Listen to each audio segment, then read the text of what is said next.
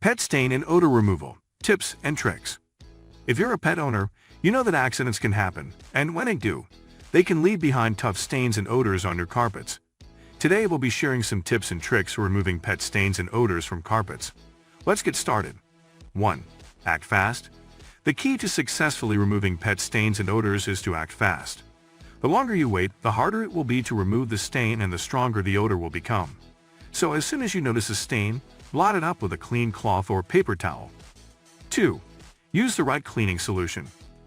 Using the right cleaning solution is crucial when it comes to removing pet stains and odors. For urine stains, use an enzymatic cleaner that breaks down the proteins in the urine and neutralizes the odor. For other types of stains, use a carpet cleaner that is safe for pets. 3. Blot, don't rub.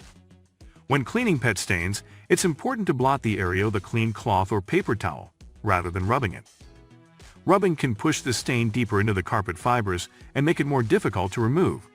4. Test a small area first. Before using any cleaning solution on your carpet, it's important to test a small area first to make sure it won't damage the carpet fibers or cause discoloration. 5. Call a professional. If you're unable to remove a pet stain or odor on your own, or if the stain is particularly stubborn, it may be time to call in a professional carpet cleaner. A professional cleaner will have the tools and expertise to remove even the toughest pet stains and odors. Conclusion: pet stains and odors can be a challenge to remove from carpets, but by acting fast, using the right cleaning solution, and avoiding rubbing the stain, you can improve your chances of success. If you're unable to remove a stain on your own, don't hesitate to call in a professional cleaner. We hope you found these tips helpful, and if you have any questions, feel free to leave them in the comments below.